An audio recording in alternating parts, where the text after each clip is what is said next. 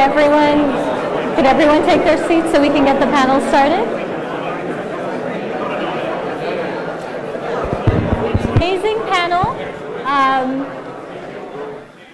We are going to be talking about autonomous vehicles. We have a very, very diverse panel here. I will introduce them.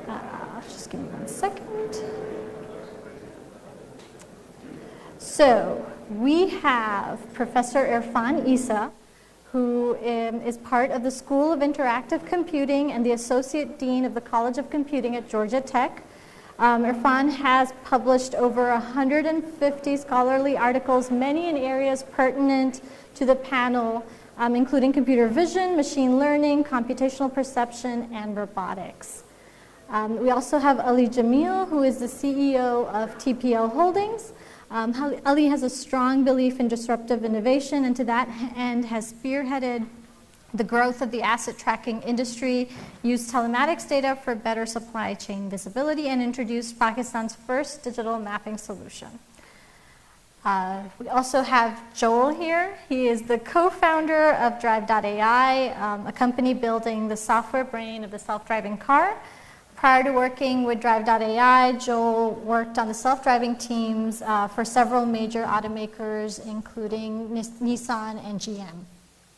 He was also a member of Stanford's Artificial Intelligence Lab, where he worked on deep learning for autonomous vehicle applications. Last but not least, we have Lior Ron, who is the co-founder and president of Otto. Lior has been at the helm of some of the most exciting technology developments in the last decade. Prior to Otto, Lior was at Google, where among many other initiatives, he was the product lead for Google Maps, helping to scale the business from 10 million users to 1 billion users. Lior almost went to MIT for his MBA, but decided in the end to go to Stanford. Thankfully not Harvard, otherwise we would have had a little bit of an issue getting him on this panel. So this is a very, very diverse panel here, solving problems related to autonomous vehicles, both in the industry, around the world, and in the academic environment. So let's start the discussion, and Joel, I'll point this to you with the much talked about 6-level autonomous vehicle categorization. So you've been part of the automaker industry as well. Do you view the evolution of the autonomous vehicle as an incremental process, sort of guided by the scheme, or is the industry poised to take on or get to a fully autonomous vehicle straight away? So I think the industry really needs to cross the chasm between these assistive technologies that automatic emergency braking and ABS and things like that intervene in an emergency, to level 4 autonomy, where you can just sit back and the car does everything. And the reason for this is, I used to work on level 2, 2.5 systems, let's say, at automakers, and they do a great job most of the time. Like, you can sit in the car and it'll drive itself down the road for hours at a time, and it's great, and you get really comfortable very quickly, surprisingly quickly, even though I knew the car was driving under my own code, and I should probably be a little bit wary about that. But it gets very, very comfortable, very easy, very quickly. And there was an instance where I was driving around testing, and it was okay. This is on closed testing courses, guys, so it's okay. And you get very lulled in this sense of security where, you've been in the car and you trust it to keep going. And then suddenly a goose shows up in the middle of the road, and the car does not detect that. The radar doesn't see that. The cameras aren't designed to detect geese. So I had to take over very quickly and stop before I hit the thing. But this is not something you can expect the average consumer to do. And the reaction time is incredibly variable depending on what that individual was doing before the system indicated that they needed to take over. So it creates this kind of fuzzy area where the system is good enough to convince people that it can do a lot, but it is not good enough to protect the user from themselves, essentially, where the user gets distracted and takes themselves completely out of the driving situation and can't intervene when the system fails. And these level 2 systems fail quickly and catastrophically, as opposed to a gradual degradation of performance. It's either it's working or you need to intervene right now. Couldn't agree more. The safest thing to do is to take the person and the driver out of the loop, because once the person is in the loop, you just introduce all that variability. The comment I would like to make on the levels is we tend to think about the levels as some discrete magical events. When somebody hits level 4, magic will happen and like unicorns will fly, but the reality, this is going to be a very continuous evolution of where those cars or trucks or vehicles are going to be safe. Like the first level 4 instance is going to happen maybe on some highway between 1 and 5 a.m. when there's no pedestrian and there's a wide shoulder on the side, and between this exit, that exit. That will be mastered first. Then that lane will be extended. Then it will be actually daytime. Then it will be with a bunch of objects around. It's going to be a very gradual evolution until we actually see the technology widely available in every constrained environment, and it's going to take a lot of time to sort of evolve even within level 4 of when will that technology be safe. Right. Cool. So basically, we need to build an ecosystem to reach level 4 or level 5. So that's my next question, and I'll direct this to Irfan. What's sort of the state of the ecosystem technologically right now? Have we come up with a standard where it comes to sensing technologies or the use of deep learning versus a deterministic approach? What's sort of your sense of where we are right now? As an academic, my answer should be, I hope not. Because if we came up with standards, I would be out of my business. The bottom line here is I think there is a lot of great research going on. And actually, I'll put this in the context of something that was said in the previous panel. In technology, we actually build sensing technologies and actuation technologies, which we've been doing for a long time. And all of a sudden, we have a lot of data and actually capabilities of processing power to resolve this. But at the same time, a lot of other stuff has happened. And one of the things I always point to is, and people ask this question is, with all of this technology, are we getting smarter? Yes, we are. I can ask everybody the question right now is what's height of Obama right now? Almost all of you can find out really quickly. You didn't need to know this information. So that's what's happening with infrastructure and stuff like that in autonomous driving. We are actually slowly building an infrastructure, because remember, in the old days, cars were not driven on roads. They were actually something where donkeys and horse carts were. Now we're actually building roads, and we're building infrastructure like roads with markings. And it's those markings on the road that are actually helping us do a lot of autonomous driving with the vision sensors. And also, there are guardrails and stuff like that. So all of that infrastructure is kind of becoming what the sensor is picking up information from the environment. Yes, machine learning and deep learning types of things have actually changed the equation a little bit, because no longer do we just have to give it a handset of features to do any of the analysis. We can start off by basically saying is go and explore. And then, of course, we have to annotate that information. We have to provide context as to what's going on. So the bottom line is, I think, while there is no standardization, except perhaps these levels, and I always enjoy it when these levels is something what us academics talk about in our departments and stuff like that, and they become industry standards. And everybody starts talking, oh, where are we with this? Sadly, and I agree with this, is there will not be a moment like HAL. Well, one day a computer will wake up in 1996 and say, I'm an autonomous car driving. There will be other types of events like this, and as a community that actually expands a lot of different types of people, that's going to include machine learning, computer vision people, and robotics people, are going to make different types of progresses in it. But I can sit down after anybody wants, we can talk about various real stuff that has happened in the last 5 years, and you can check mark those. And you check mark those and you say, okay, that's where I am now, because these things are now we're capable of doing. Building up on that, I know Ali and I have talked about how the infrastructure needs to evolve, especially around the world, for autonomous to actually take hold there. So can you speak a little bit about what the work you're doing in that space that'll get us going around the world? Yeah, so this is a great discussion, right? When we are in California, or you're in DC, or you're in London or Germany, where there are roads, there are addresses, there are streets, and you can just put it on a navigation system and you can just get there. And now with AI and driverless cars, you're talking about level 4 and level 1 and stuff. In the developing countries, at least the ones I'm involved in, there are about close to 700 million people in the industries where I'm involved. There is no remote address, right? You have to create the addresses. The roads are there, but they're like 60%, 70%. So you have to improvise. When you're doing your navigation, or you're doing your points of interest, or you're doing your databases, you have to improvise. So a lot of work needs to be done at that level.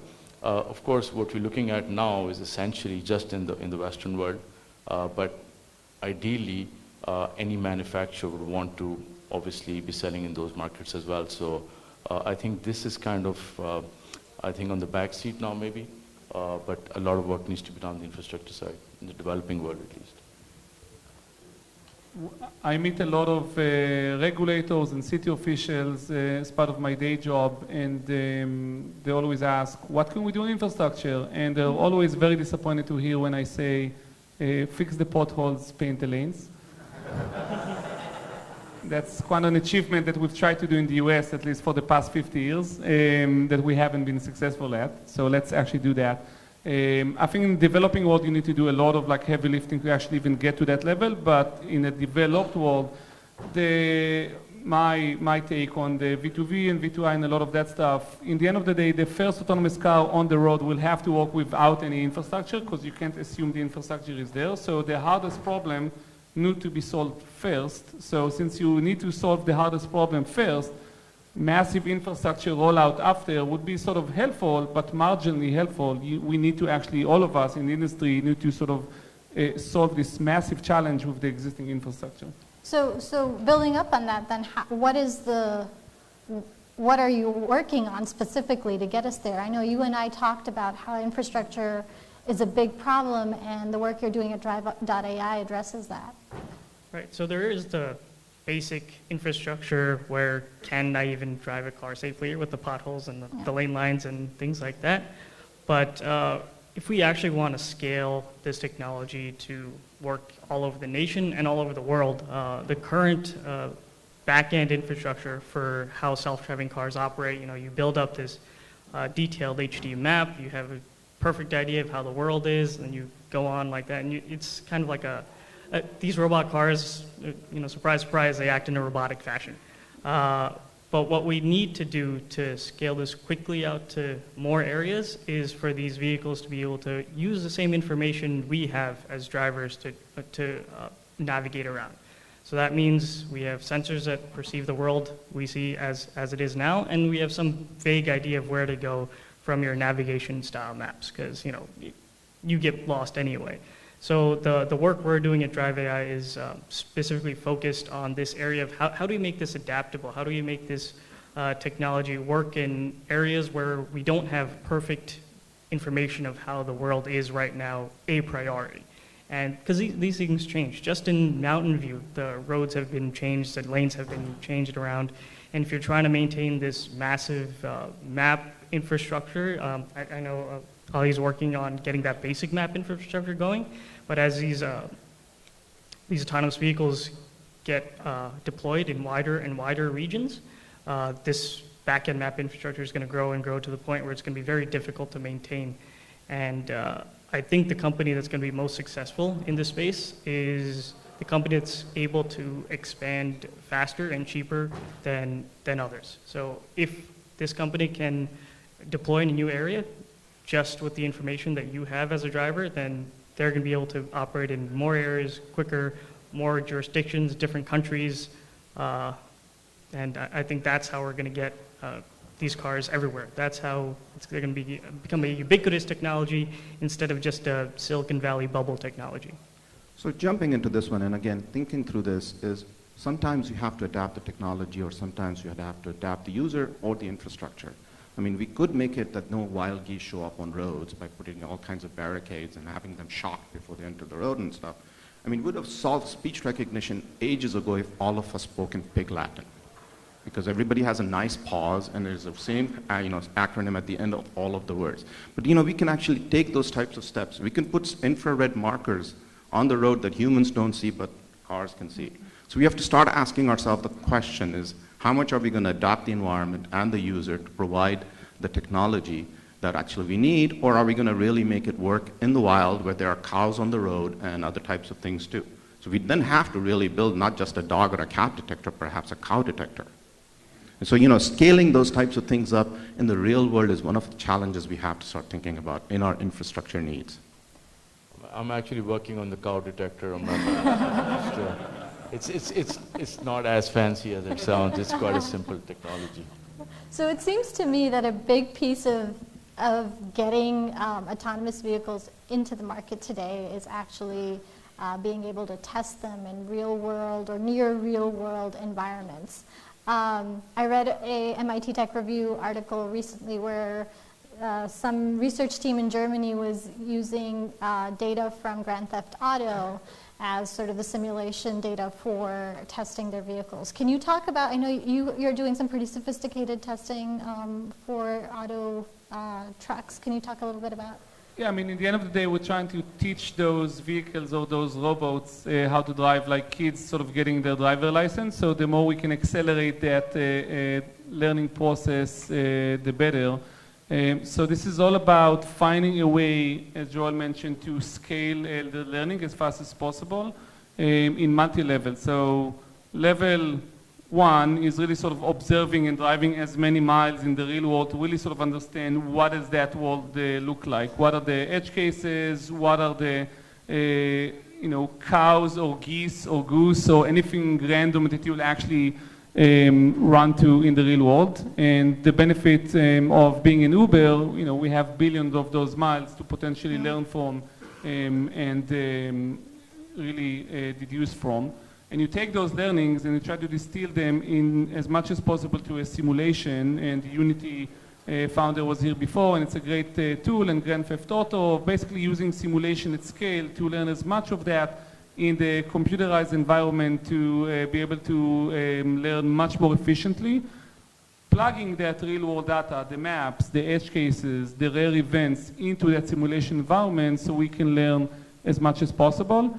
And then in between, trying to, on the test court, on a safe test course, simulate the environment as much as we can. We have a pretty big test course in Pittsburgh as well as Momentum Station here in the Bay Area, and trying to simulate all of those edge cases from pedestrian jumping into the road to occlusion to bad weather conditions to all of those edge cases that we can learn as much as possible on those. So it's really all of those 3 levels, combining them, and then finding a way to both test the mundane millions of miles of mundane road conditions we need to actually make that safer, but also finding a way to inject all of those very long tail of edge cases into that environment so we can learn how to address those as fast as possible. Very cool. So it looks like we have a lot of audience questions. So I'm just going to jump right into a couple of them. They're upvoted, so I'm going to go with the top one here. Why are we concentrating on autonomous vehicles rather than network cooperative vehicles, like cloud-controlled vehicles? I would say cloud control vehicles at the initial stage. I mean, I'll start out with autonomous vehicles would be much easier if all vehicles were autonomous. If we had complete control over all vehicles on the road, this would be a much simpler problem. The issue is that we don't have that. Like the average, the total fleet replacement rate for all vehicles on US roads is about 30 years. And you're not going to replace all the cars immediately. So you have to deal with real drivers, you have to deal with real pedestrians. And in order to do that, if you're cloud controlling these vehicles, now you need to think about latency and sending the data back up and back down. I don't think for fine-grained control of how the vehicle drives, it can be done at a cloud basis. It has to be done locally, so the car itself has to, without 5G, without any data going back and forth, it has to make at least safe decisions by itself all the time. But you can still think of cloud control in terms of like fleet deployment and managing where you're going to have your vehicles stationed and everything, and I'm sure Lior knows all about this kind of large-scale fleet management type activity. I mean, before the concept of autonomous driving or smart cars, there's been a concept of smart highways, which has been around for a long time. and it showed up, pretty much after the Eisenhower highway system was invented, and there was a lot of literature on this one. And basically, I think what was said is correct, is that this is too dynamic of a setup, and you cannot just change an incomplete infrastructure to create a autonomous network that takes care of it, because the dynamics of the thing, and that leads back to another whole concept here, is while you can train on a variety of things, it's the anomalies, the unknowns that you want to deal with, and that's what makes it really challenging and interesting and hard. I'll do one more question. I think I'll direct this one to you, Ali, since you know a little bit about insurance companies. So what will the future of car insurance companies with autonomous cars potentially make driving a much safer activity? Well, if they're self-driving, then certainly, right? So I think our insurance has also become, of course, much more standard. But the way things are today, we can pretty much predict to a dot our insurance pricing based on tags and based on people's driving patterns. And just in the countries I operate in, sorry, I keep mentioning that again just to put things in perspective. We've reduced our claims ratio across the board by about 10%. And that's a huge number. And we are taking that and scaling that now to other regions as well.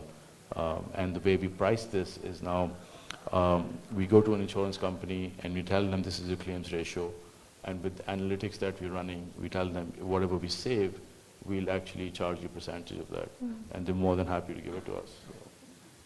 Cool. I encourage all of you to talk to the panelists in person after this panel, but unfortunately we're out of time. Thank you so much for being a part of this panel. Thank you. Thanks, Eric. While the panel is over,